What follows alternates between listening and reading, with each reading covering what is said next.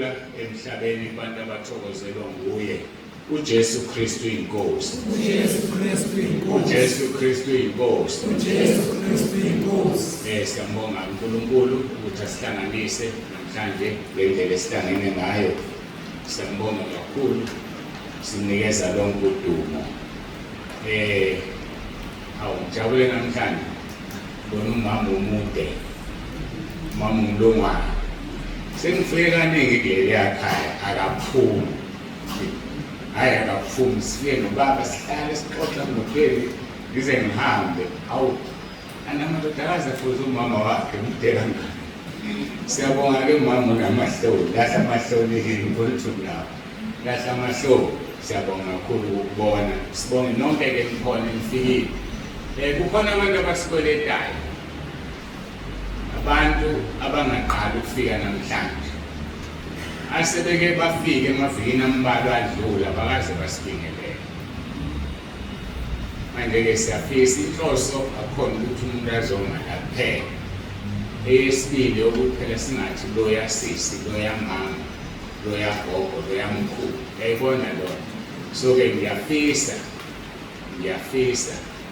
ukuthi-ke laba bantu laba abangakaze basibingelele bengaqali namhlanje ukufika, basukume ngibabona. Basukume-ke manje ngibabona. Abantu abangaqali ukufika kodwa bakaze basibingelele. Ukuthi baningi kanjani. Sebephelele njalo. Hayi khona siyahlezi. Uma ungakaze nisibingelele noma usuqeda unyaka, ungakaze usibingelele thina sikwazi. Ngiyababona basibingelela singekho. Balungile ababingelele singekho, siyahamba nomama uqalile ufika oka. Baze bakuvumbulula lapha nsizwa ungafuni usuku. Phela bonke bezela manje bonke khona bezosibingelela. Ngiyacela nje ngokukhulu ukuzithoba. Siyafisa impela nje ukuthi sazane. Ngivulalela ithuba nje impela. Ubone-ke uvele ukuphambili vele uzongala. Bese ngicela bonke abanye bame ngapha kwale ndawo le. Ukuze umuntu avele nje ngayedwa lapha kwiviki. Uwe lo bakusukumisana. Ayike kulungile. Ngisuthi sekuhlelo lwami lolu uMC ngikho konke emva kwabo ucela umama uSibanda azobamukela. Umsebenzi wakhe. uJesu Kristu inkosi. Ngibingelela abazalwane, baba umpostoli, umapostoli, abazalwane bonke. Amen. Igama nguWendi Nkwanyana, ngisuka ekhondweni. Amen.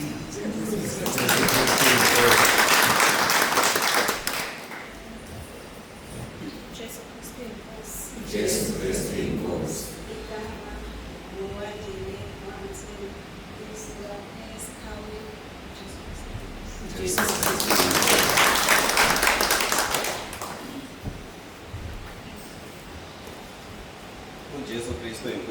uJesu Kristu inkosi. Ngiyabingelela konke, ngibingelela umpostoli, ngibingelela nomama nonke. Igama lami nguFelix Umbazime Sibongo, ngisuka eMozambique, ngihlala ekhondweni.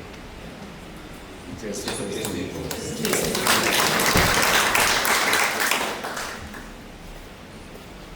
Kristu inkosi. uJesu Kristu inkosi. Igama lami ngiyabingelela abazalwane bami. Ngifike uJesu Kristu. Amen.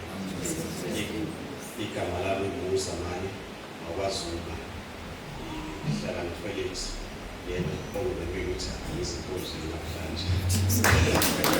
Sibiyathola ukuthi akaza bingelela. Sihlala la ekhondweni uJesu Kristu inkosi.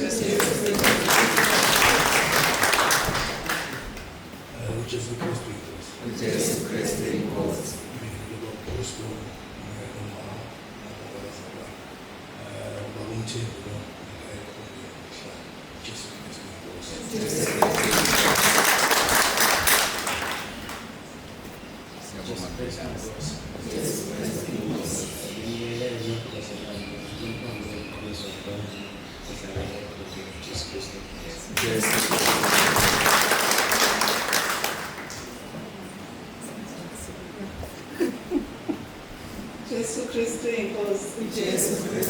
Bese ngingamukela abazalwane.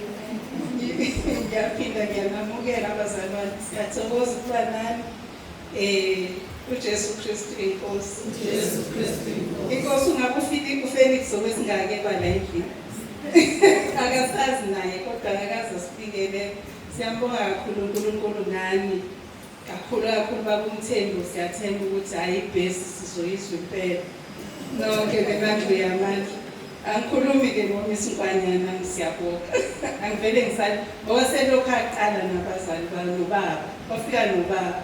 Kusho ukuthi akatholanga ithuba. Siyanamukela abazalwane siyanthanda kodwa uJesu umthanda kakhulu uJesu Kristu inkosi. Inkosi ephakemeo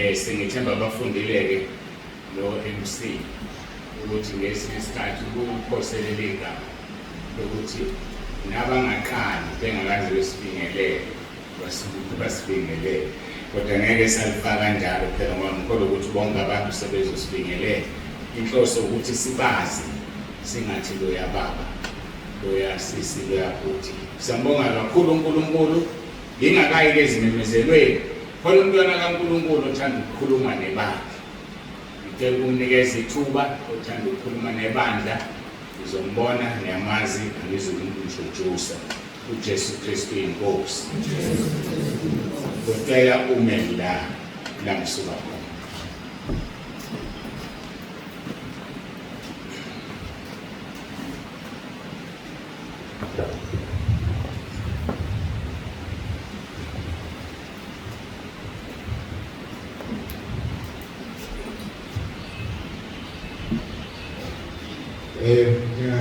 Bingana nabazalwane egameni likaJesu waseNazaretha umphostoli obaba bonke abazalwane bonke egameni likaJesu Kristu inkosi. Jesu Kristu inkosi.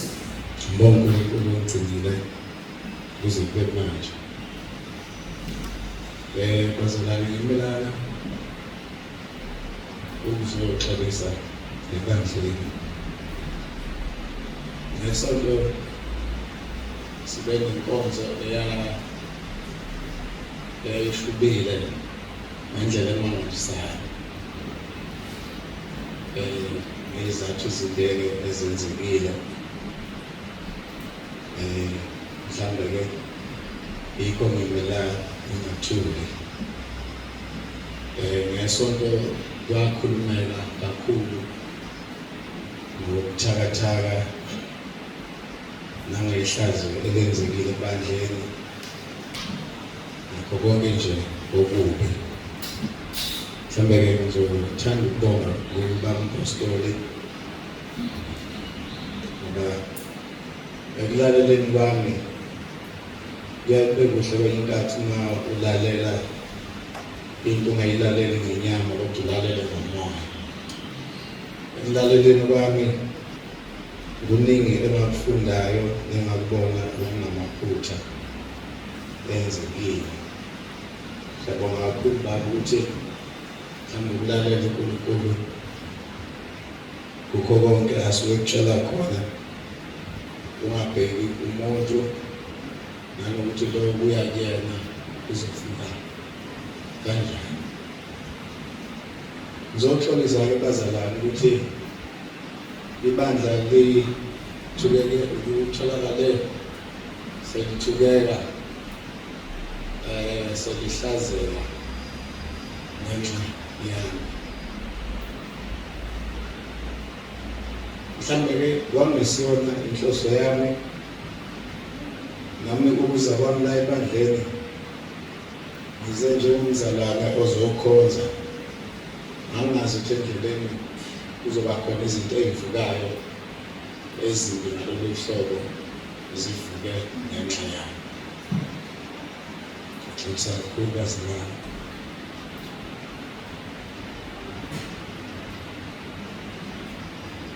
Ngiyacela ukuthi ngithithi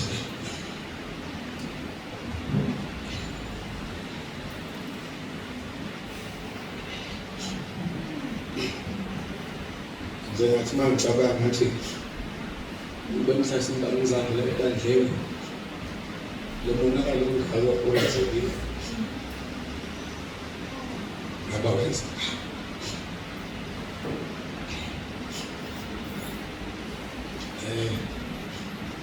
lo muntu okhulunywa ngaye ukuthi ukhulelisa ingane lapha ebandleni umfana wami sikhona emandleni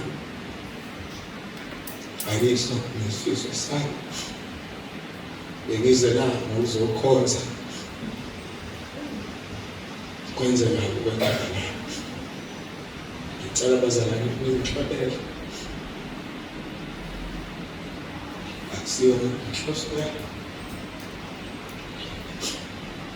Ingane yakhuluma naye uyitshela ukuthi izwile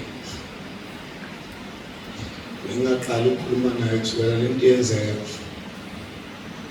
ngikhulumile naye abantwana ngihleze ngikhuluma nabo bakhombisa bafundisa indlela ukuthi phandle kanjani endleleni.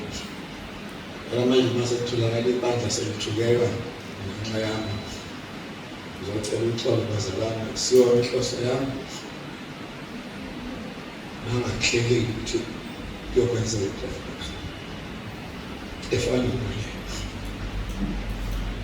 Samile ukukhuluma ngehluleka ngibonga uNkulunkulu ukuthi uyasimisa eqinisweni ngey'khathi zonke. Ngiyacela ningixolele ukuthi ngitholakale seniba mdeli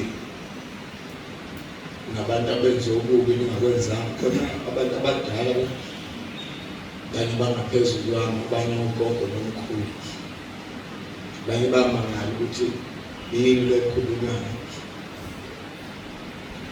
Nani senithukeka ningazi ukuthi kwenzakaleni. Indaba bazalwane ikini. Ngiyaqonda ukuthi-ke Joshua benesikhathi la beyowela khona impi, uma sebebuye batholakala sekukhona bafika bempini. Joshua wayengena phansi wakhala uNkulunkulu, uNkulunkulu ethi kuye Joshua ukhalelayo ngoba u-Israyeli wonile. Eqinisweni bangawonanga yini u-Israyeli, babone umuntu oyedwa akhana owephula umthetho wenza okungafanele ukuthi akwenze, bagcina sebone bonke. Nani bazalwane niphoxeke kangaka ningazi lutho, ningenzanga lutho kungenxa yami.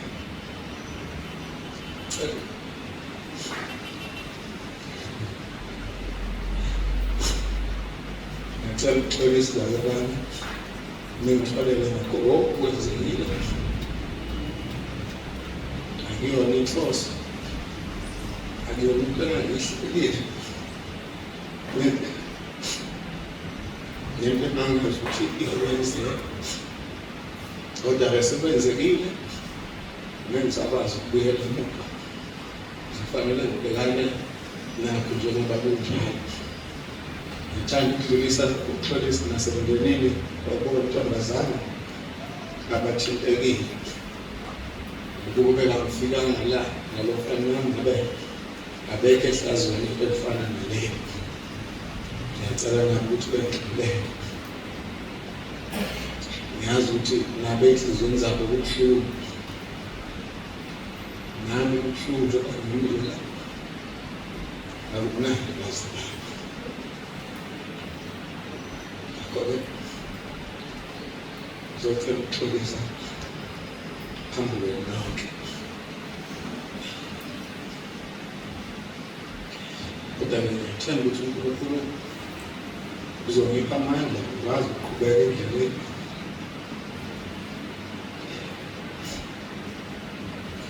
Uma uhamba ngemoto yeThekwini iqhunyelwa yisondo endleleni, akuthi ayisophinde ihambe eThekwini. Ngokomthetho womgwaqo uyazama ukuyibuyisa eceleni kancane ukuze ingaphazamisi lezi imoto ezihambayo nezinamasondo aphelele. Kusubeka uphawu emuva kwayo ukuze ozayo abone ukuthi leya moto inenkinga, akwazi nawo ukunciphisa isipidi, abuke izibuko, abone ukuthi uzodlula kanjani kuleyo ndawo. Lo mnikazi wemoto emfele uyayithatha isondo eliphilayo alifake aqhubeke nendlela. Akusho ukuthi ngoba likhumile eThekwini abese inyanya indlela eThekwini. Nambazalane ngicela ukulungisa isondo lemoto eqhumile, ngibuyele eceleni kube khona ngilungisayo. Uma kukuhle Nkosini izongipha amandla ngikwazi ukuqhubeka ngendlela. Ngixolisa kakhulu bazalwane ukuthi nizwe amazwi anjena endlebeni zenu, bangasiyona inhloso yami kuyona intando yami, kodwa kwenzekile ekwenzekileyo. Uyayuthi uyafundisa ingane zanamhlanje, uma uthi ufundisa ngento bafuna ukuyi-experience leyo nto beyenze ukuze bebone le nto oyisho injani. Alimala nje kwakhona ekuqaleni le nto eliqala ngiyizwa ngilimala kakhulu. Ngicela ukuthi uNkulunkulu angisize kulokhu ngingabuyeli emuva, kodwa ngibe namandla okuya phambili. Themba-ke ukuthi uNkulunkulu uzongisiza ngikwazi ukuqhubeka endleleni. Jesu Kristu inkosi. Buso wakho usebenzi libhadazwe ngakho. Buso wakho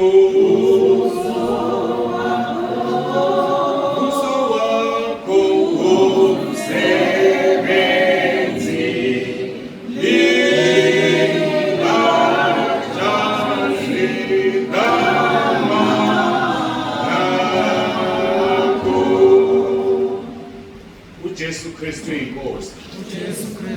uJesu Kristu inkosi. Ibandla lishort. Asaphuma uJesu Kristu inkosi.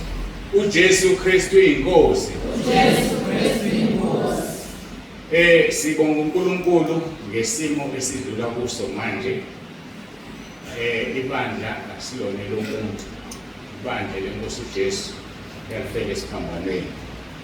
Ngiqaleke la Baba uMthembu siyaxolela siyibandla siyaxolela sisonke ubefikile ke kimi wakhuluma uzicelele yena uzome ebandleni akushongo mina futhi bekuyisicelo esihle ngasivuma ukuthi akwenze sixoxele naye kakhulu sathandaza lenkosi yamxolela engonanga ufuna ukudizelela lela akazange kodwa nje kone ingane yakhe ibikhona osemsebenzini ngoba ngifuna ukukhuluma ekhona lokho ngifuna ukukhuluma mazi noma ukhona egruphini noma akekho uzokuzwa noma akazukuzwa bengifuna ukukhuluma ekhona bengizomsukumisa ame lapha bese ngimtshela ukuthi uyedelela ngoba iqalile lento ngonyaka odlule sahlala nabazali bakhe nabazali bentombazane besanqomene saqoqa nabazali zingekho ingane kwathenjiswana ukuthi kukhulunyiwe nabo kuzophinde kukhulunywe bayiyeke lento abayiyeka ngakhe yikho umuntu uyedelela nje ngokuqhubekile akabonanga ububi ukuthi ingane yomfundisi imithise intombazane yomfundisi hlazo ungakazi uzibona asisho ukuthi ukuphumela ngaphandle ngoba ngaphandle ingane lezaliwe umuntu nayo kodwa ihlazo ungakazi uzulibona udelela nje ongakwazi. Sengethemba ukuthi ubaba wakho uzokhuluma naye ngoba usifake enkingeni enkulu. Uhlupha ngoba ingane akezwa ka-understand. Ngiwuyena ngengqondo enginayo ngisho njalo ngoba ukube ngiwuyena ngivele ngizoba nengqondo enginayo. Ngiwuyena nengqondo enginayo bengengize le nto. Ngoba unika umndeni wentombazane inkinga mabembheka bathi yini ngabazane understanding ngisho. Mabembheka bathi mabebuka ingane yabo sikhulisiswe ekhaya bathi yabona uma ungena ezicathulweni zabo inzima lento abafake kuyona. So kufanele uchaza bekunyawo lwakhe la enkonzweni. Ngoba enkonzweni sizosinda, sizolapheka amanxeba, sizothula imithwalo esiyithole ngaphandle lesitho esiwusathane. Mase kuzoba khona umuntu ozokuthwesa umthwalo la ngaphakathi. Kufanele mawusukuma la umfundisi ubheke phansi ushalaza uzophuma ngegate ngoba uzothi uphakamisa amehlo ubone lo mfana. Bese kuthini kuwo? Kubuhlungu ngendlela emangasayo. So-ke akasezukuza la enkonzweni. Kuze kubuye ingqondo yakhe iphelele enze i-appointment yokukhuluma nami axolise. Angingeni uNkulunkulu, angikwazi ukumxolela kodwa ufuna alandele imigomo indaba ukuthi lokho eza la enkonzweni ithula i-wrong. So la enkonzweni angasezibeka unyawo lwakhe uma ethanda ukuwa unomphela kusemandleni akhe uyena uvumela usathane. Kodwa uyoza kuye la enkonzweni mhla wakhuluma nami aqede ukukhuluma nami azoma la phambi kwebandla axolise.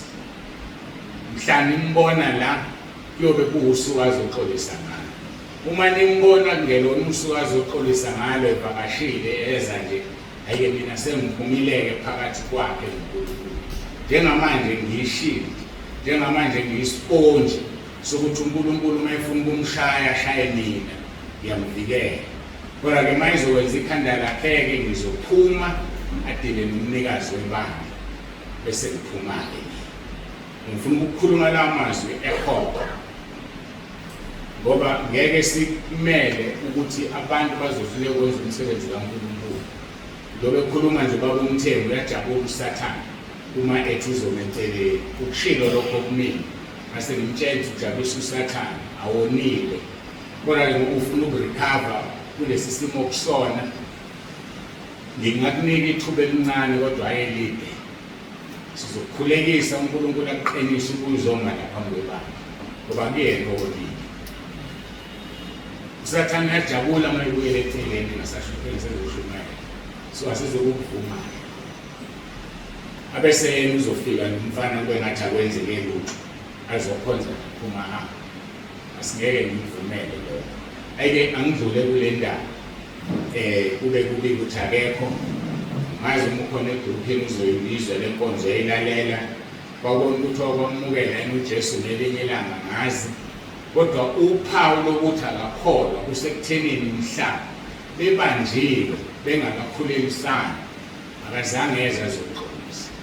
Akazeze-ke mazokhulisona ngomthandazelo uNkulunkulu amxolela. So sikholwa nomuntu ongakholwa, sikhonza nomuntu ongakholwa ongamazi uJesu ukuthi ungaphi.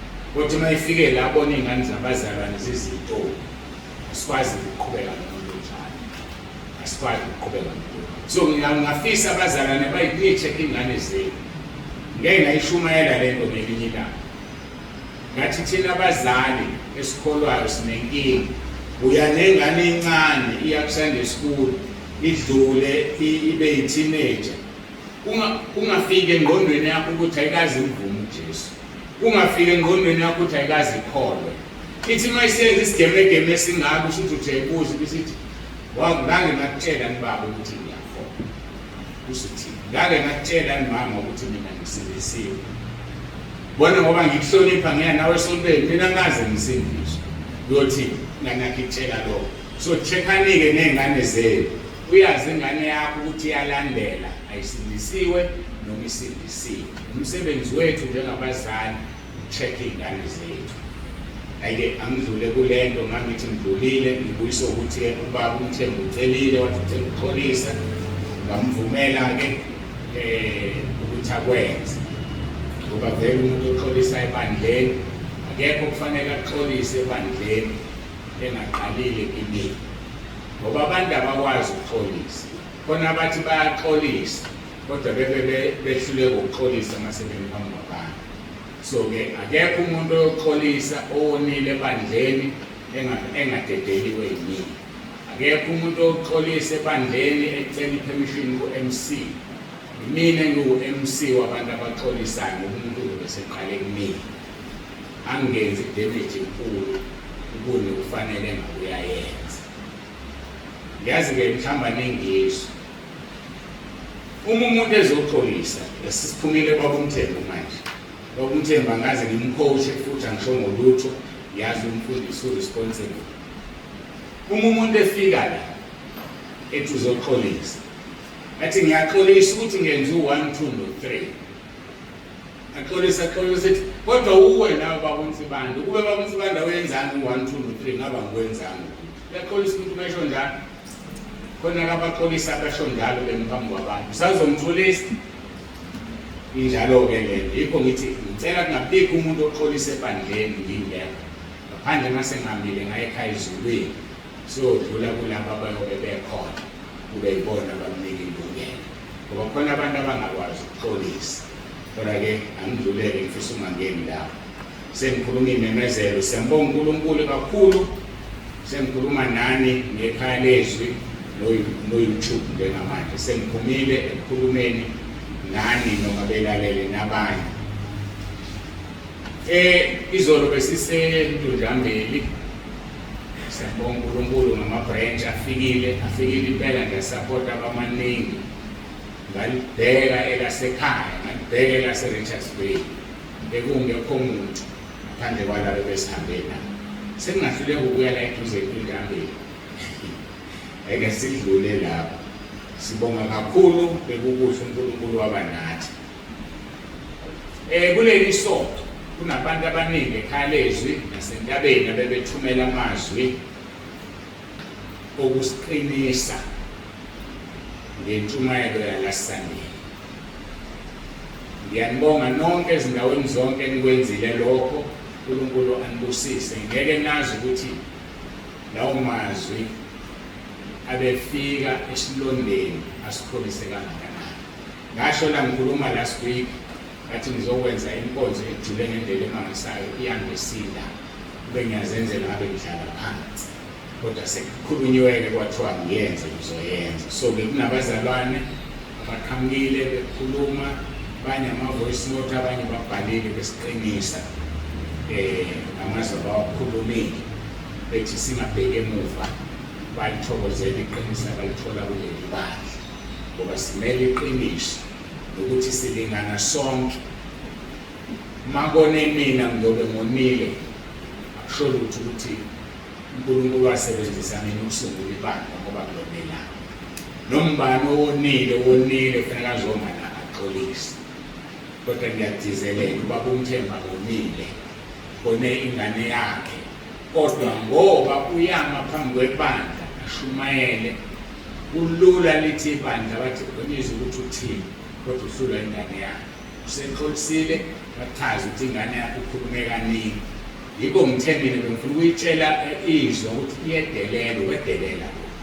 Ngiyayitshela ubaba wayekhaya iqale yajola nale ntombazane yakhuzwa bathi bayekile, kanti abayekile ngoba sekuzophuma umphumela nje. Sengiyadlula-ke kulelo phuzu ngiyakwelandelayo. uNkulunkulu usebenzisa omunye umntwana kaNkulunkulu ukuqinisekisa into engihlale ngisho. Babonile abasegroupini, akekho umuntu okuvumelekile ukuthi emabranchini nala amele abazalwane engazivumeli izono zakhe, amele abazalwane engabhabhadisiwe emanzini. Akekho kufanele ayenze leyo nto. ngiyayigcizelela. Step sokusindiswa umuntu uvuma uJesu ngoRoma 10 verse 9. Number 2 avuma izono zakhe. Number 3 abhabhadiswe. Yindaba umbhabhadiso bese mqoka kangaka kuzo zonke inkonzo. Marko 16:16.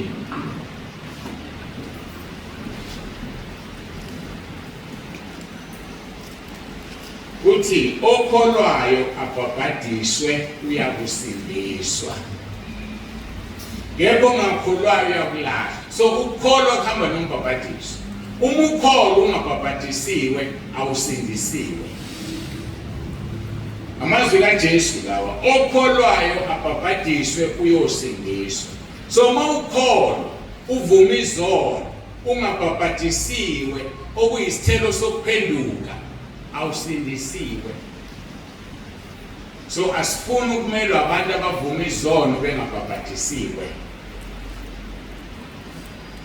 So iyadlula ke lento bisiyongena emakhwayeni. Ithema ivela ke phakathi nesonto bangithinta abefundisi. Ngoba babededenga abefundisi. Ufika umzalwane bamkale ngamehlo njengosawoti. Bese bemfaka ekhwayeni. Akavume Jesu, akavume izono, akasindisiwe, akabhabhadisiwe. Usemela abantu yacula. Ikhwaya is exactly the same nalento engenza ngiyongishumayela. Nomsephethe uhlelo, ngoba ephethe uhlelo ebandleni aphuma kulona. Sibulala umsebenzi kaNkulunkulu. Ubungcwele la ekhaya siyabufuna. We will never ever compromise holiness. Mhlambe into singayicompromise bhakayi ubungcwele. Ngoba kusho uNkulunkulu qobo lwakhe Leviticus 11 verse 44 yibani ngcwele ngoba mina Jehova ngingcwele. Ngithemba ke bonke abaholi emabranchini bayangizwa. Bashumayela le manje bazoyizwa singene WhatsApp na ku YouTube. Nasi isipeleng naso. Ngoba siyakha sikulala sibhidliza. Ngicela wonke umuntu osekhwayeni emabranchini bangibranch nebranch nginike list yalabo bantu abese yabahlukanisa. Ubani nobani akazivumile izono. Ubani nobani wazivuma izono akabhabhadisiwe so that ngizothandaza and fast track that program. Ngoba akuzuba mnandi sekuthiwa sibani banihlala phansi wena ngoba uvumile izono akabhabhadisiwe. Sizoba bandlululo ngoba bokudedengu babefundisi. Kodwa kusukela namhlanje akekho umuntu ozothengena eminyanga bese join ikhwaya. Njengoba kufana akekho umuntu ongena eminyanga bese zoma la ipulpit. Siyayihlonipha ipulpit. Umuntu omala siyadlula thina kuye sithi khuluma uNkulunkulu.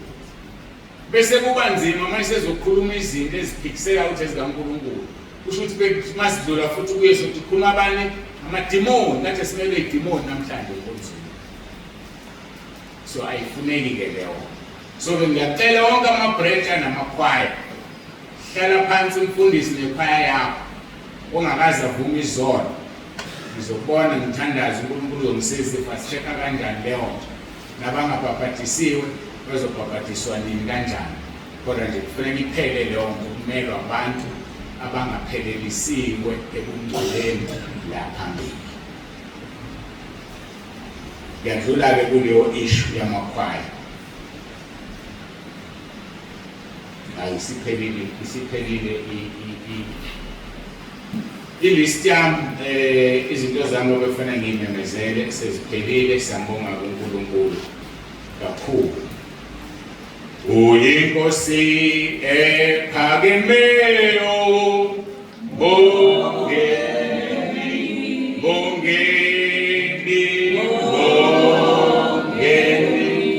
uJesu uyinkosi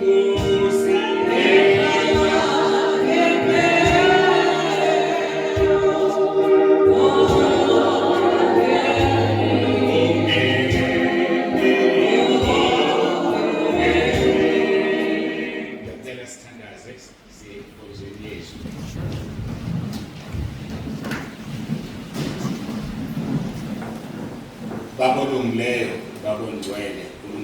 nomusa. Siyathoba phambi kobuso bakho, sinikela le nkonzo kuwe, Moya Ongcwele ukuthi usiphathele. Ngiyacela Nkosi Jesu, umthethelele ubaba uMthembu njengoba esexolisile. Umthethelele nomama siyamfaka phakathi uthe banyamanye iy'ngane zabo lezi. Ngiyacela Nkulunkulu wami nomusa ususe umthwalo emahlombe abo bazizwele ukuthula nokuthethelelwa uwe nanebandla. Ngiyacela Nkosi umqinise ubaba uMthembu, angajabuli uSathane ngokuthi ahlale isikhathi eside athi usamlungisa isondo emotweni empantshile umeceleni, kanti akasamile eceleni ngokwentando yakho, usemeceleni ngokwentando kaSathane. Ngiyacela Nkosi ukuthi umbiyele, ube naye umqinise njengoba Nkosi Jesu ukhuleka useGetsemane, yafika ingelosi ithunywe uNkulunkulu Baba yakuqinisa. Nathi from time to time sadinga ukuqiniswa ngoba sinawo amandla okwenza izinto, ngesinye isikhathi lo mzimba wethu wenyama uyahluleka ukuthwala izinto okufanele sizenze. Mqiniseke Nkosi nomndeni wakho, umbiyele, mqinise Nkosi, simletha kuwena. Nomndeni wentombazane siyawukhulekela Nkosi. Baba ungumfundisi, mama ungumama umfundisi. Babiyele Nkosi, bagcine, ubaqinise ngoba bona hlehle abonile kodwa iy'ngane zabo zibahlazile. Yilokho esikucelayo Nkosi, baqinise, ubapha amandla okuma nangosuku olukhulu lokulwa bazabalaze bame. Siyacela Nkosi, siyakhuleka nazo lezi ngane ngizibeka kuwena, uyazazi uNkulunkulu, zivule ithuba lokuthi izitha zakho zikuhlambalaze.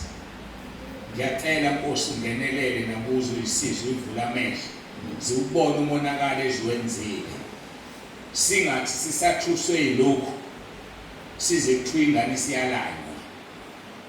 Nkulunkulu onomusa, biyela umsebenzi wakho uvikele, sikunikela kuwena ngoJesu Kristu Inkosi yethu ephilayo. Phatha le nkonzo-ke Moya Ongcwele, nami ngihlale phansi ngilalele, usebenzise lo mzimba ukhulume ukuba sizwe siqonde lokho Moya Ongcwele ufuna sikuzwe namhlanje. uJesu Kristu Inkosi. Ngiyabakhulekela Nkosi nalabo abaqala ukufika kwangathi banganibuka ibandla njengebandla elilwela ubungcwele, ibandla elingafani namanye amabandla, kungathi lokho esebekuzwile kade bengakwazi bese bebaleka. Kodwa futhi ngeke sibavimbe uma bebaleka ngoba bengaqondile ukuphila, bengaqondile ukuyezulweni, bengakaqedi ngezinto zomhlaba. Kodwa siyabakhulekela nabo abafele esiphambanweni, basize Nkosi babone ukuthi la silwela ubungcwele ngoba sifuna ukungadlali ukukholwa, sifuna wonke umuntu olagcine engenile ezulwini emva kwethuba. Kungabi bikho umuntu ozoyisihogweni, kungabi bikho umuntu oyozandulela athi mina ngilizwanga iqiniso. Babusiseke Nkosi, ubapha amandla okuthwala abahlangane nakho namhlanje kusinda. Siyazi kuyasinda ngokubuka ngamehlo enyama, kodwa ngokubuka ngamehlo kamoya kusinde ngokuthi siphonse kuwe zonke iy'nkathazo zethu, ngoba wena uyasibonelela, ngoba wena uyasilekelela, ngoba wena uyasithwalela imithwalo yethu. Dumo lonke silinikeza wena. Singena kule nkonzo yezwi, khuluma-ke Moya Ongcwele, nami ngihlale phansi ngilalele. uJesu Kristu Inkosi. Amen. What a mighty God we serve. What a mighty God we serve. What a mighty God we serve. What a mighty God we serve. What a mighty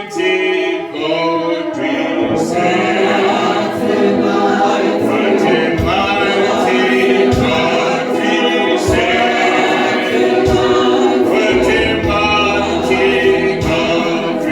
serve. What a mighty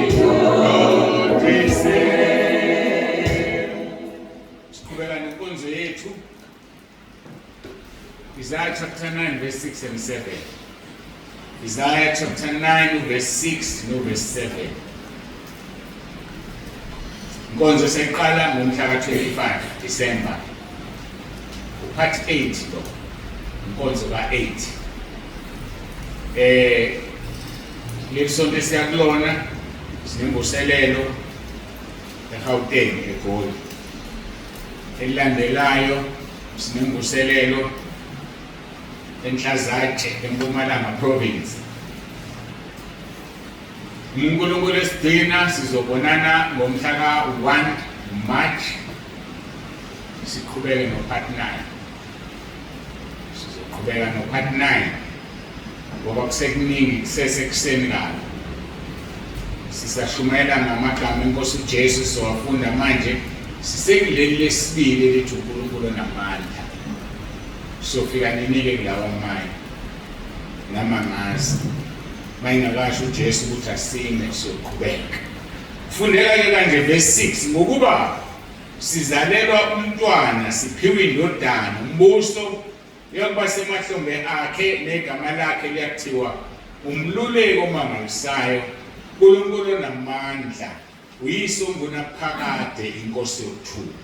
Verse number 7 umbuso uyokuba mkhulu ukuthula kungabi nakuphela esihlalweni sobukhosi sikaDavide nasembusweni wakhe ukuze uqiniswe usekelwe ukwahlulelwa nangokulunga kusukela manje kuze kube phakade kushisekela kaJehova sebawothi uyakukwenza lokho. Sisekuverse 6 ke lakuthiwa amagama lomntwana umluleki omangalisayo. Sakhuluma ngalelo gama saqeda sila ekutheni uNkulunkulu namandla. Ngizothanda njalo ukuhlala ngilidizelela leli gama ngoba kuba nabantu abasuke befikile ukuthi igama elithi uNkulunkulu uyalishare uNkulunkulu Baba nendodana yakhe nomoya ongcwele. Igama mawuthi uNkulunkulu usho bona bobabili. Makuthiwa uNkulunkulu namandla, mighty God, usho uJesu uqobo lwakhe, usho uNkulunkulu Baba usomandla ophezu kwakho konke uJehova sebawothi, usho umoya ongcwele uqobo lwakhe. Sisebhizi-ke sibuka leli gama sidlulile-ke emandleni akhe ekuye sibuka amandla akhe ekumuntu ngoba senza noma yini esikwazi ukuyenza ngaye osiqinisayo, ngaye osinikeza amandla. Ngakho-ke sibhekana-ke namandla akhe kumuntu. Ngekonzo edlule sibuke ukuthi la mandla amukelwa kanjani. Sawabona emukelwa ngesuku lePentecost kwehla umoya ongcwele eshilo uJesu ukuthi nilinde nizokwembathiswa amandla. Amandla-ke ayemukelwa ayembathwa. Siqhubeka lapho-ke. uJesu Kristu inkosi. uJesu Kristu inkosi. uJesu Kristu inkosi. Sikhulumile-ke ngamandla kaNkulunkulu kumuntu sathi ayembathwa. Ngaze ngalinganisa nge-traffic cop ukuthi mina ngiyimje mangime emgwaqeni ngivale imoto ngeke zime zizojika eceleni zidlule. Kodwa ngabe nginike i-uniform yama-traffic cop ngingeyilona. Mangima nje ngithi isandla izovela imoto kuyele eceleni kanti angiyo-traffic cop ngembethe ubu-traffic cop. So-ke amandla sezulwini ayembathwa ngoba uma ungawembethe uzodlala uSathane. Luka chapter 24 verse 49 uthi uJesu ubhekani ngiyathumela kini isithembiso sikaBaba kepha hlalani emzini eJerusalema nize nembathiswa amandla. Amandla umoya ongcwele, amandla embathwa. Awukwazi ukwembatha lawa amandla ungakhumulile. Ngiyakhumbula ngisakhula siwumfanyana ngimncane kwakusafika uGqoka. Phela kwafika nabelungu. Bantu bakithi babebhinza. Shama beshu omama bembathi isidwaba. Bese kugcwala ubuhlalu la ukuhloniphisa amabele nakho konke.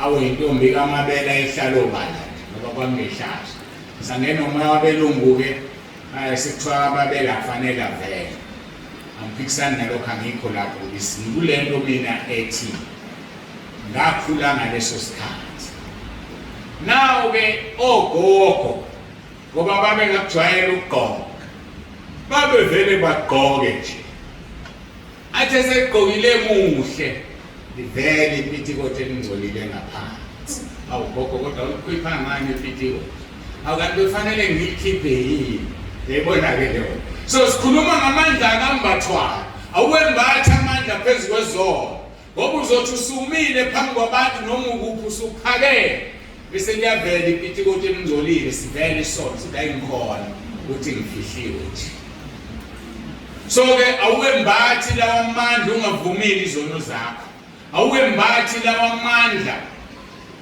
uNkulunkulu engakuthumile sike sakhuluma nabanye la ngisazi besikuphi mina ukuthi ngiyangikhohlwa sengiyakhohlwa manje lokazalwane nokuthi-ke ngikhuluma kakhulu ngezwi lenkosi ublade ngikhuluma khona ngabafundisi ababekwayo inkonzo yayizona ngisazi umfundisi obizwe uNkulunkulu uNkulunkulu akamthumi engadlulile kulezi iteje engikhuluma ngazo kodwa umfundisi obekwe ibandla ngoba ibandla liyabekana khona uma umfundisi engeke ngikhulume ngayo uyebandla elikhulu niyawazi amabandla amakhulu uma ngithi elikhulu ngisho elikhulu kuthiwa wathi sehambelwise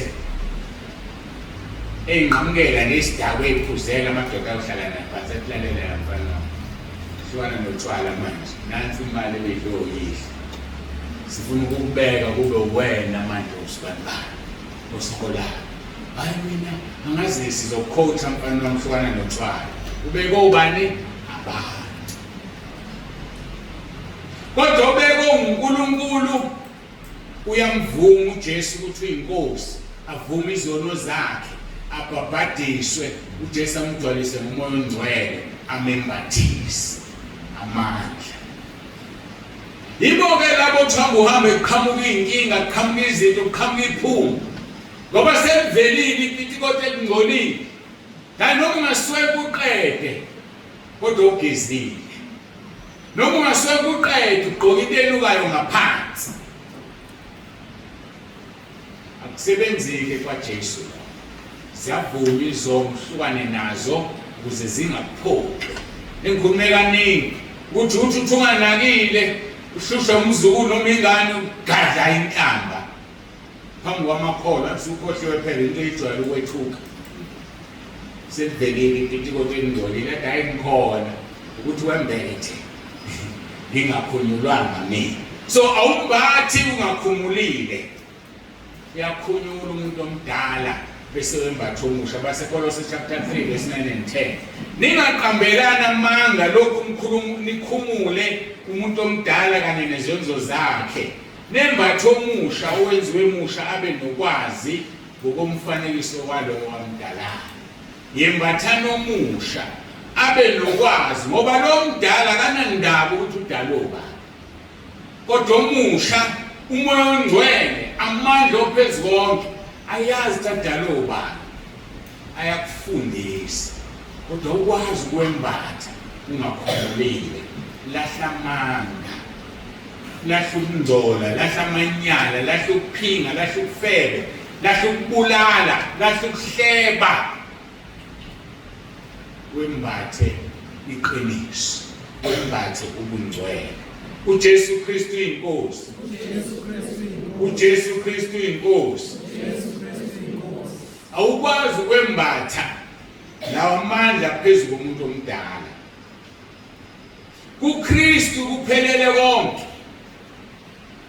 kubiza ukuthi ukhumule ulaka ulahle khumula ukuba ibhubesi khona abantu ethi mabengena emakhaya abo kubaleke ngisho amakati ayoshona ngale ngoba lazi ukuthi sekufika usibani bangizongikhahlela nokungikhahlela isona ukukhahlela ikati mangako wakhahlela isilwane sikaNkulunkulu lesi usifuyela noma sifuna ukangaka ukhahlela amakati uthi yakenyanya yazi unyanya ikati unyanya umdali walo unyanya yena ngqo ukuthi waludalelana ikati isilwane sinyanyeka kangaka amazi ukuthi unyanya into ayidalile wena phambi kwakhe kunjani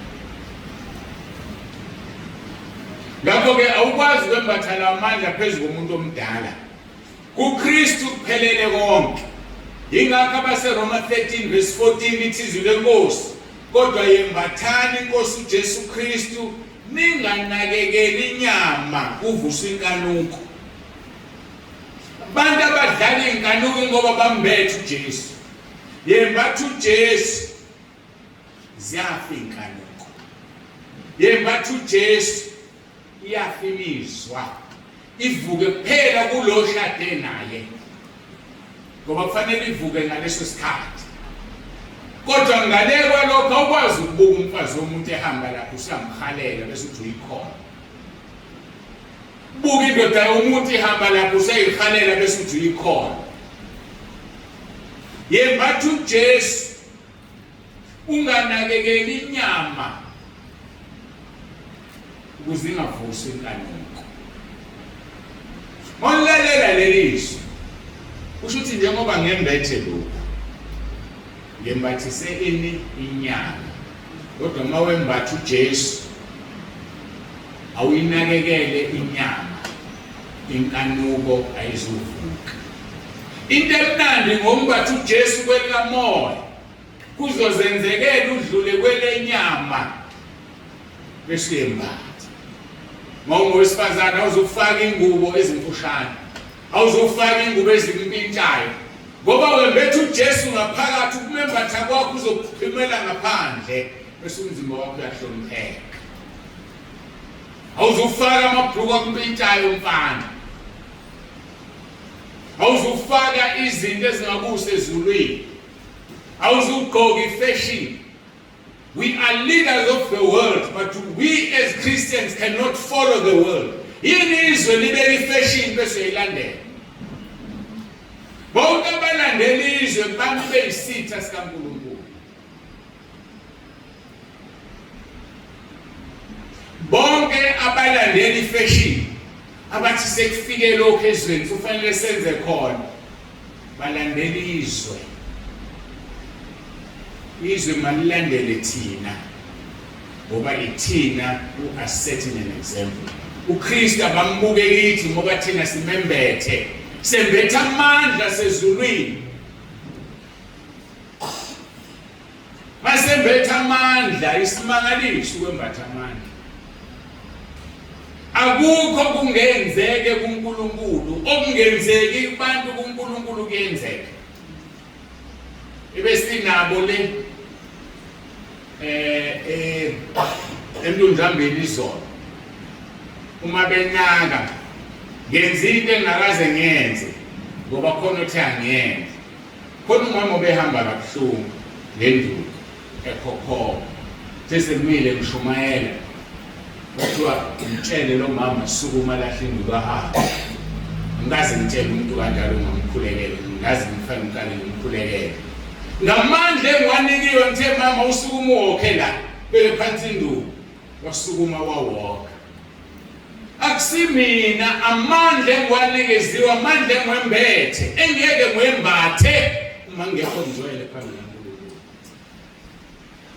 wasukuma wahamba kuthe maseyonikelwa ngaphinde ngambona ehamba ngahleka ngathi uNkulunkulu esimkhonzayo induku ayisekho useyihambele yonikela akabekwanga izandla utsheliwe exactly lawo amandla kuJesu uyasinika masingcwele uthini uJesu engukutheni masikhala Jesu ndodana kaDavide sawukele uyababona abayizinkumputhi uthi nifuna ukuba nginenzeleni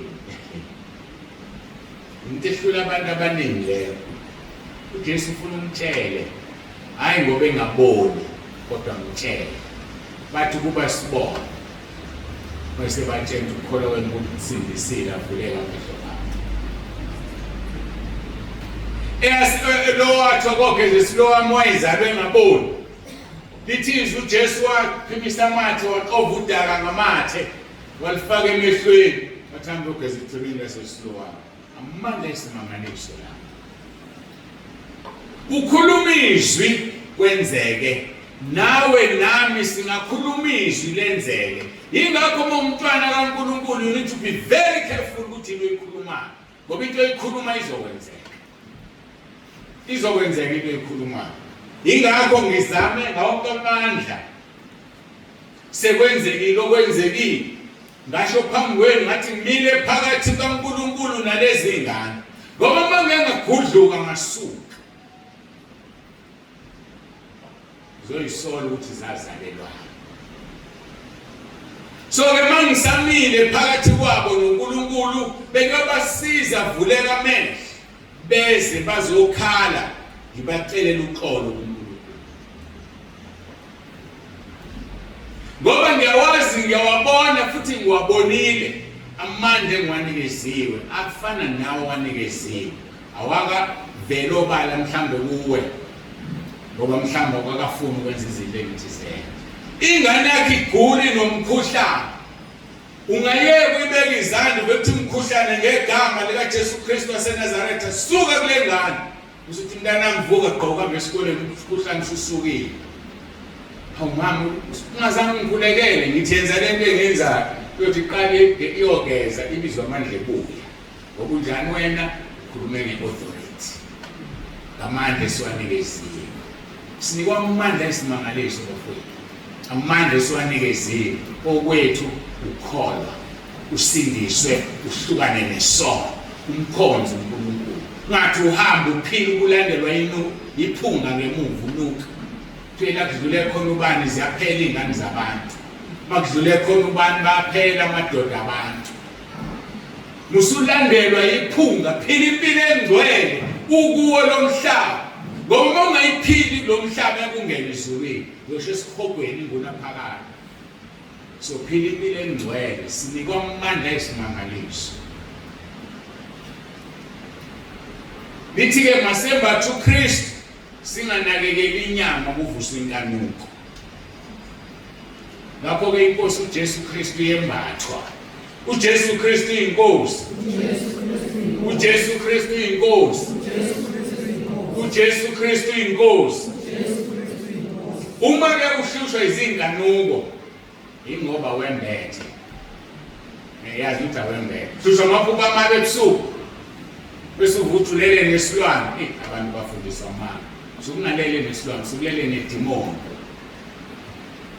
ulala nedemoni nje ngoba wembethe ngikhuluma ngenedraess mina noma ngepijama babesilisa ngikhuluma ukuthi awembethe yembathisa umphefumulo wakho yembatha inkosi uJesu amademoni asithatha isibili sokulala nawe uma wembethe uKristu asithatha leso sibili ingoba wembethe yembatha musuhambaze kuKristu khona konke ukuphelela ngishilo futhi sengiyaphila kuKristu kukhona konke ukuphelela kukaNkulunkulu mawumembethe kufanele ukuthi umbethe uNkulunkulu Baba mawumembethe umbethe umoya ongcwele umoya ongcwele mayingena kumuntu edwala udwala ngokomzimba mhlamba nengizwa ke manje umoya ongcwele mayingena kungena dwale kuwe ngokomzimba ngamanye amagama uthi mfane wami loyo umncane lapho kwithiphi yakhona umoya ongcwele ukhona azuhlala enhlizweni kuphela ungena dwale ngokomzimba mayigcweleke ngokomzimba sikhi sitho emzimbeni wakhe sokwenza umathanda ngoba naso sibanjwa amandla kamoya ongcwele asizukhohliswa abantu bethi banomoya ongcwele befaka inzipho eziphendiwe la ngoba kusho ukuthi akekho umoya ongcwele la uphi ke manje khona usenhlizweni hayi ngizofunda manje uhlala kuJesu ngokuphelele ngokudwala kwakhe emzimbeni womuntu Colossians chapter 2 verse 9 ngokuba kuhlala kuye ngokomzimba ukudwala konke kobuNkulunkulu ubani na uKristu. Kuhlala kuye ngokomzimba ukugcwala konke kobuNkulunkulu. So akho ndawo esalayo engenayo uNkulunkulu. Umuntu osindisiwe usindiswa yena wonke. Hayi into zositshela ukuthi uNkulunkulu uthanda inhliziyo, akanandaba ukuthi ngigqokele, akanandaba ukuthi ngithwizile, akanandaba ukuthi ngixhume inwele. Ayisebenzi leyo. Awunayo nje, awembethe. Awukwazi ukwembatha bese uzohloba ngezwe ukuthi wembethe uNkulunkulu. uJesu Kristu inkosi. uJesu Kristu inkosi. Athi verse 10 kaKolose 2.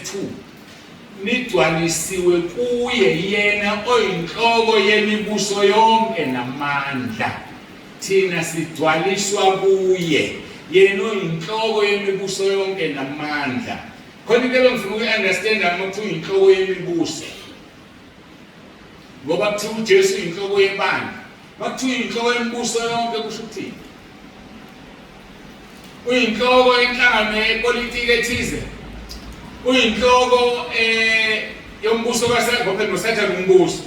Kusho ukuthini uyinhloko yemibuso yonke? So ngathi ake ngivakashele ulimi lwesiNgisi. Ithi New King James Version. And you are complete in him who is the head of all principality and power. Uyinhloko ngokuthi uphethe, hayi ukuthi uqhume kona, lobe inhloko yebandla lomzimba, akaxhumile kule mbuso. In New King James, in NIV isichaze kahle. And you have been given fullness in Christ, who is the head over every power and authority. He is the head over.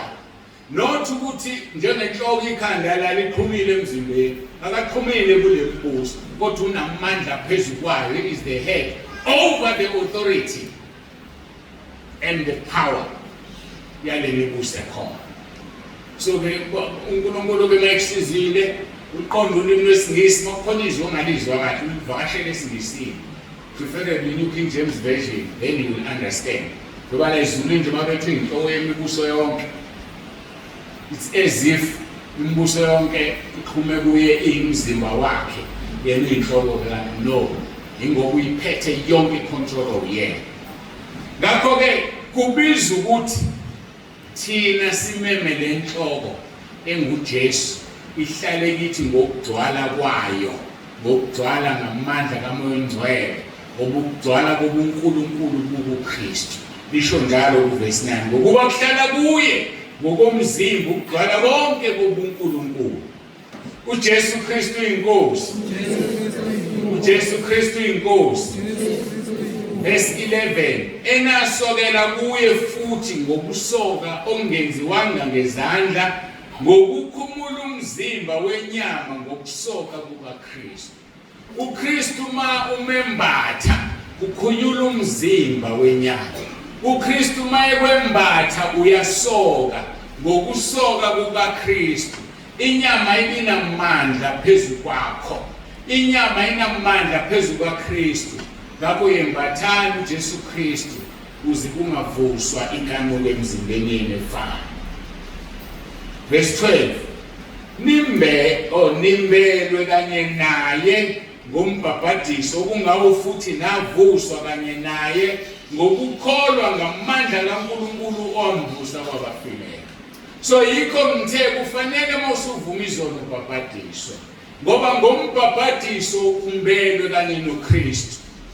Ngesikhathi uphuma emanzini uvuswa kanye naye. Akusewena ophila, sekuKristu ophila kuwena.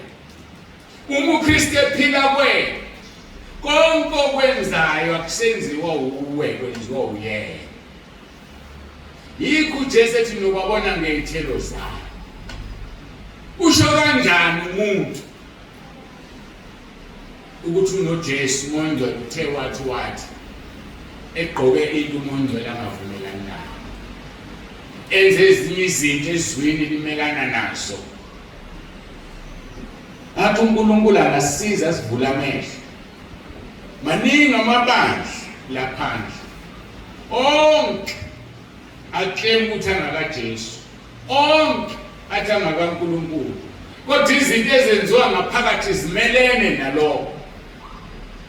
ngeshwe elikhulu mawusungenile ukubanjwa amadimoni akhona kulikhulu ukuphuma and usathana bese kutshela athi emabandleni afana nalawo esikulona namhlanje lakushunyelwa khona iqiniso kuthiwa hayi alikho iqiniso la hayi lo yamfundisa u-12 hayi lo yamfundisa u-1 2 3 siphuma khona lapho devil worship ayasho kahle yathi umfundisi simzame sihlule endaweni sifaka abantu endaweni umoya ukuthi lo mfundisi uthwele sazi kahle ekuthini ukuthi akathwele ukuthi yasehlula singama-devil worship.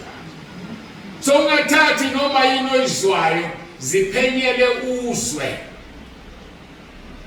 kodwa indlela elula yokuphenya yini ukuthandaze ukuze umuntu odale bonke abantu uNkulunkulu usibanibani ukhonza wena ngeqiniso yini uNkulunkulu eliyabandla likhonza wena ngempela yini uzokuphendula ngoba sikhonza thina uNodolo sikhonza uNkulunkulu osheshe ezophuza ukuphendula ukuphendula manje depende ukuthi yini akwabelewa mayikwabela ukuthi ulizwe izwi lakho uzokuphendula ngevoice mayikwabela ukuthi akunika imbono uzothulala ebusuku semnight usiyakhonjisa utshela ukuthi leliyabandla liwukuthi ngokuthi qaphelani mahamba ufellowship ngoba isikhathi ofellowship uphuma nomoya osebenza kulelo bandla makufikela ekhaya namhlanje uzofellowship uphuma nomoya kaNkulunkulu obusaleli bandla sekukwena ukuthi uyathanda ukubuya noma uthanda kodwa iqiniso zokuzwile elilona leli iBhayibheli lisho kahle abanye bayozifunela befundisi njengokubathwa kwendlebe zabo babalekela iqiniso so angikhathazeki mina nomuntu ophumayo ahamba angabuyi ngoba iqiniso ngiyazi ngikhulumile hamba nenxeba bonke hamba nenxeba ade ehlala khona bese khuluma nembeza akho manje walishiya ibandla eNkulunkulu phela bese kuyi ayithulele futhi unembeza uyenze yonke into uyabona ndawo yezulwini phindela lapha ya uyenze into esithi yakubona lokho wakubona kwenziwa lapha kwenziwa lapha ngeke kukusize lokho ubona umuntu esebuye edonsa inyawo hayi bafowethu ngolumezulu ukufona isigqoko most izithobo ufona isigqoko hayi thangenza iphupho yatela ningamuke sohlala sikwamukela futhi hayi sokwamukela ngoba sinawo ubona ngifuna sezulwini sonke ingakho ngizolikhuluma iqiniso ngilimele ingakho masenza intercession ngiyacela ukuthi ningikhulekele nami ukuba ngikhuthalele ukuba isebenze siqondisa kahle izwi likaNkulunkulu so kungathi usungikhulekela ukuthi nibe isebenze siqondisa kahle izwi bese uphatheka kabi futhi uma sengiqondisile ngoba nikhaya ufana nentembe esikanhlangothi zombili wena uzothi lisike wena kanti aliqalanga kuwe liqale phi la liqala kuloliphethe limsike avume mayisevume bese uzofika uthi-ke uthi kubantu ngoba wena usuyizwile ukwazi ukushuma into ongayizwile yingakho umuntu mayemila ekhuluma njengokuphuphuma kwenhliziyo ethi mayisekhuluma usuthi hayi bengafanele isho yabona-ke le ayisho lo mdala akasindiseki enepulpit bonke liyakutshela so-ke sikele ukudlala ukukholwa bafowethu uJesu usezobuya ukuthi kuyanina simazi kodwa usezobuya asiphumele nje ekudlaleni simkhonze uNkulunkulu ufuna ukukhonzwa nansi-ke indaba savuswa nimbelwe kanye naye ngombhabhatiso kungawo futhi navuswa kanye naye ngokukholwa ngamandla kaNkulunkulu wamvusa kwabafileyo amandla ngifisa siwahloniphe namhlanje asezulwini uJesu inkosi yethu ayenzanga lutho futhi ngeke yenze lutho lizayo ngaphandle kwamandla nathi ngeke senze lutho ngaphandle kwamandla asezulwini ake sibukele mhla uJesu efike emhlabeni wafika ngamandla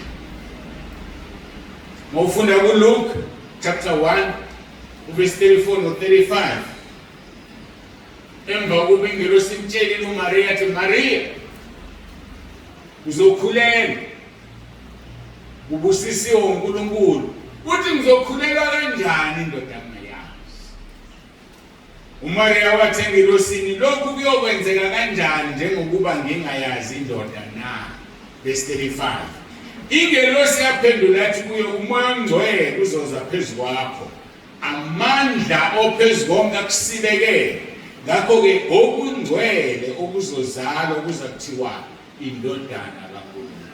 So uJesu wafika kuMaria ngamandla. Ngithi mina akenzanga lutho uJesu ngaphandle kwamandla. Nathi ngeke senze lutho ngaphandle kwamandla. Maningi amandla emnyama. Yakwazi ukesangomeni sikunika amandla. Uye enyangeni uyothwala. Uye nomaphi nako Nigeria kuyathwala. Amandla. Sikhuluma amandla sezulwini lethi. uJesu ufike ngamandla. Ngesikhathi uJesu elenge esiphambanweni khumbula kwafika ingelosi eseGetsemane yamqinisa yamnika amandla. Elenge esiphambanweni ngehora lokugcina uthi Baba ezandleni zakho ngiyawubeka umoya wami amandla authority ayenayo. He took his own spirit and left it in the hands of God. Amandla. Mayisevuso wavuswa ngamandla.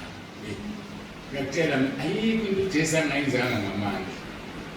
Mawufunda uRoma chapter 8 verse 11. Uma ke umoya waloyo wavusa uJesu kwabafileyo uhlala kini. Uma bani umoya waloyo wavusa uJesu kwabafileyo uhlala kini. Yena wavusa uKristu uJesu kwabafileyo uyakuphilisa nemizimba yenefayo. How uMoya uyaphilisa. The Holy Spirit gives life. Uthi uJesu etshela uMartha ngikuvuka nophila okholwa yimi noma efa wophila naloyo phila kholwe yimi kasoze abe naphakade okungukuphila ungamandla. So uJesu umoya waloyo wavusa uJesu kwabafileyo umehlala kithi nemizimba yethu efayo lowo moya uzoyivusa amandla kaNkulunkulu kumuntu. Kodwa ufuna iqonde intando kaNkulunkulu. Ufuna uyazi intando kaNkulunkulu. Ngoba lawo mandla control uNkulunkulu, lawo control umuntu. uPaul babethatha indwangu emzimbeni wakhe bayibeke kubantu basinde. uPaul wayikhulekela abantu basinde. Ziningi izinto azenzile uPaul. Kodwa amandla control ubani? Inkosi uJesu lesiyembethe. Uthi ngelinye ilanga uPaul 2 Corinthians chapter 12 ngahlatshwa ngeva ingelosi kaSathane. Ngakhala kathathu uNkulunkulu ngithi akayisuse enkosini uJesu. Yathi nginamandla ebuthakathakeni bakho. Ngokubani uyena owenza lawa amandla uPaul athi uyalwa nale ngelosi kaSathane engasebenzi. Ngoba controller lapha. So ke sihlala isifo kuwe singasuki ngoba yena umnikazi wamandla uthi nginamandla phezulu kwakho ngokuthakathaka. Therefore ukuthakathaka bakho akuzususwa amandla engikunike wona. Ngoba controller uyena. Kodwa amandla la awafuni kodwa amandla ayatholakala. Lo ubani ngabongibani uNkulunkulu akabheki ubuso bomuntu akabheki ukuthi unemali awuthekile ahlupheke la ungadlile. Omesabayo ayenza intando yakhe uyamphendula loyo mayikhuleka. Uyamsaba wena uyayenza intando yakhe. John chapter 9 verse 31 loyo asiwuvuka okukhuluma impumputho. John chapter 9 verse 31. Omesabayo ayenze intando yakhe uyamuzwa lokho kaze mina ngibhekile bazongifundela ngoba kuma ngifundela manje uzobe ngathethi yini emphethe ama-mic John chapter 9 verse 31 asabhala abantu abangosi yami khona usevulile funda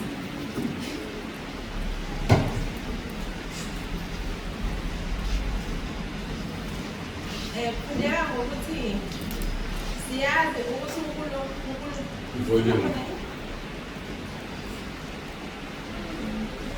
Ufundeka ngokuthi siyazi ukuthi uNkulunkulu akazizwa izoni, kodwa uma umuntu emesaba uNkulunkulu ayenze intando yakhe uyamuzwa lokho. ngiyabonga kunjalo saba uNkulunkulu wenza intando yakhe uzokuzwa uma uthandaza at any given time uthandaza ngenhliziyo yophendula lo mkhuleko mesabe wenza intando yakhe intando yakhe lule sesikhulumeni thini vuma uJesu ukuthi uyinkosi uthi uJesu Kristu uyinkosi intando yesibili vuma izono zakho intando yesithathu ubhabhadiswa uzokuzwa at any given time obhuqu ukhuluma naye batshelwe inkumbuthi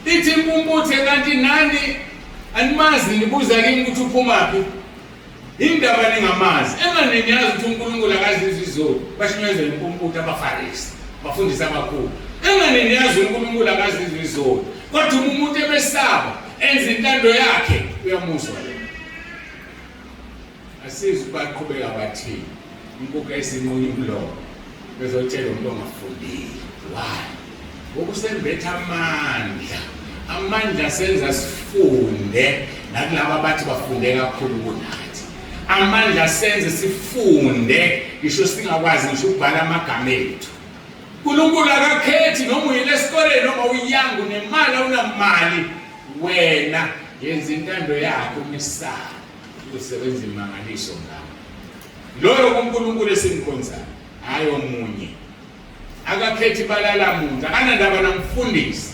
akanandaba nokuthi wena uyena umfundisi mawuzomesaba nje wezintando yakhe yosukumisa ishosha ufika umfundisi athi asisumisa semhlubu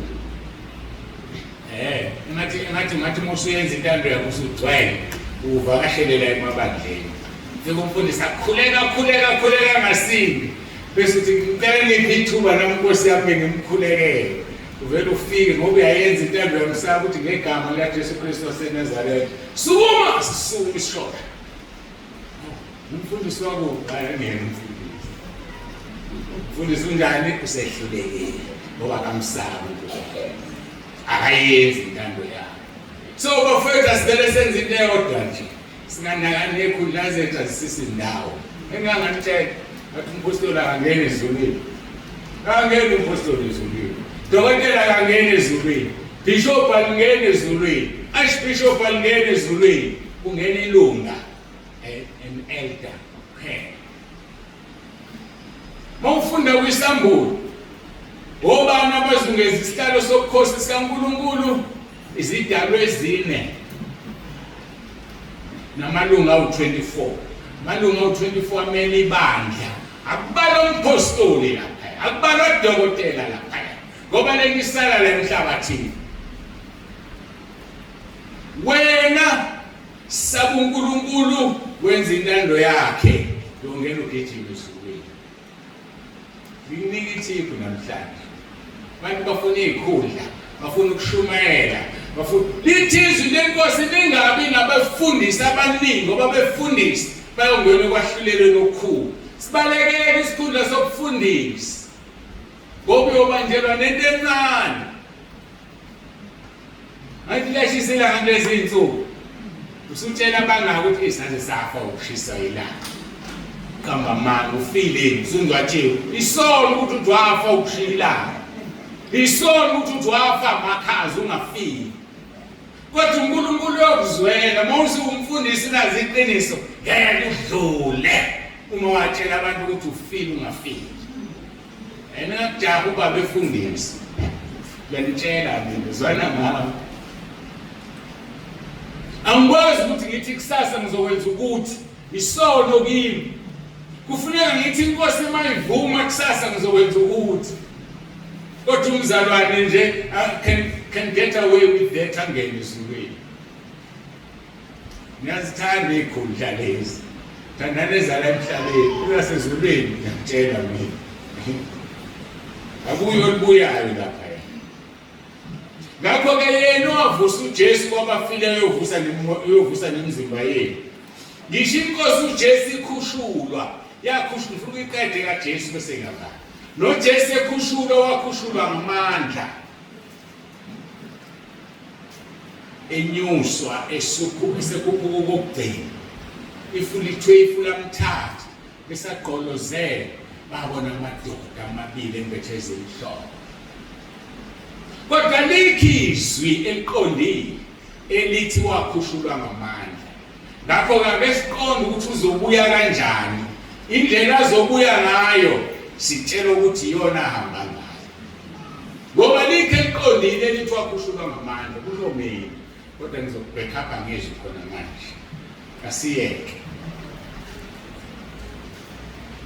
Uthi uJesu Matthew 24. Kepha masinyane verse 29 and 30. Kepha masinyane emva kosizi lwalezo zinsuku ilanga liyofiphazo nenyanga iyukhanye nezinkanyezi ziyokuwa ezulwini namandla ezulu azonyakaziswa. Verse 30. Khona kuyabonakala ezulwini isibonakaliso sendodana yomuntu. Bese zikhali izizwe zonke zomhlaba zibona indodana yomuntu ize emafwini ezulu inamandla nenkazimulo enkulu. So uJesu mayibuya uzobuya ngamandla nangenkazimulo. Sisahambisana bandla. uJesu Kristu inkosi. Uma ebuya uJesu uzobuya ngamandla. Ngitshela ikhizwe eliqondile elithi wahamba ngamandla. Asiyeke. Uma besibuyela kwizenzo chapter 1 verse 9 and 11. Kwathi eseshilo lokho wakhushulwa bebuka ifu lamsusa emehlweni abo. Bathi besagqolozela ezulwini emuka bheka amadoda amabili ayemembethe ingubo ezimhlophe. Athi madoda aseGalile, nimeleni nibheke ezulwini na. Lalela-ke lesi statement. uJesu lo suswe kini enyuselwe ezulwini uyokuza kanjalo njengalokhu nimbonile ezulwini. Uyoza kanjani? Ngamandla nenkazimulo. Meaning wahamba ngamandla nangenkazimulo. Ngoba athi amadoda agqoke ezimhlophe. Njengoba nimbona enyuka nje uyoza kanjalo. Yikho kuyasiqala si-understand ukuthi uyoza kanjani. Bese siyavumelana ukuthi wanyuka ngamandla nangenkazimulo. Yiyo lento asinikeze yona. Ukuza kwakhe ngamandla nenkazimulo kusitshela ukuthi wenyuka ngamandla nenkazimulo. Yilawo mandla-ke esiwembethe. Yilawo mandla esiwembethe. Yilawo mandla esiwamukelisile. Yilawo mandla esiyovuka ngawo emathuneni esezolanda ibandla lakhe. Yilawo mandla masobe singakalali esoguqulwa sifane naye. Lisho njalo izwi lenkosi 1 John chapter 3 verse 3. Lithi laba abanethemba lokufana naye bazihlambulula usuku nosuku ngesikhathi.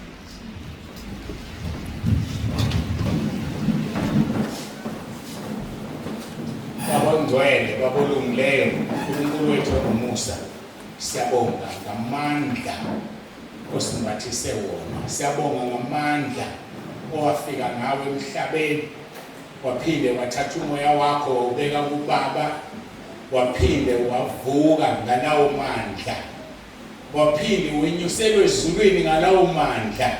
Siyazi ukuthi ubuya ngawo. Ingakho kusibiza ukuthi nathi siwembathe lawo mandla.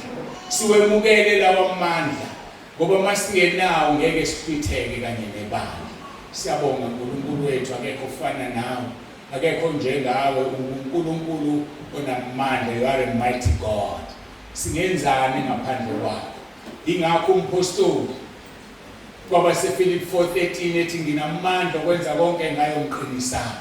Kwangathi nathi kungaba yilona loyo phakathi kwethu azingcwelise azihlanze ukuze ambathe lawo amandla abe namandla okwenza konke ngawo lawa amandla amqinisayo. Dumo lonke sinika wena Nkosi, busisa kube yilona loyo ufikile.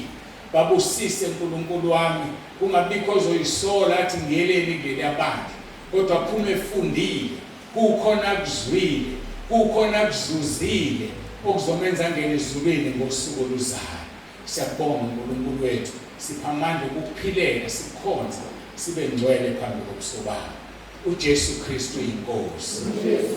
uJesu Kristu inkosi. uJesu Kristu inkosi. Amen. What a mighty God we serve. What a mighty God we serve. What a mighty God we serve. What a mighty God we serve. What a mighty God we serve.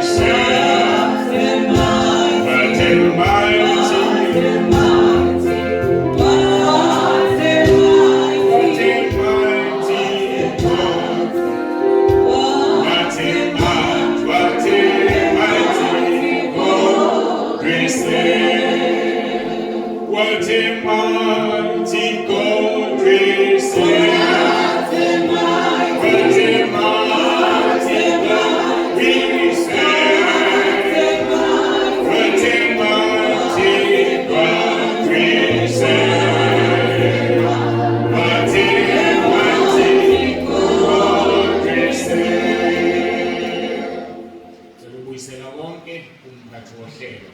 uJesu Kristu inkosi.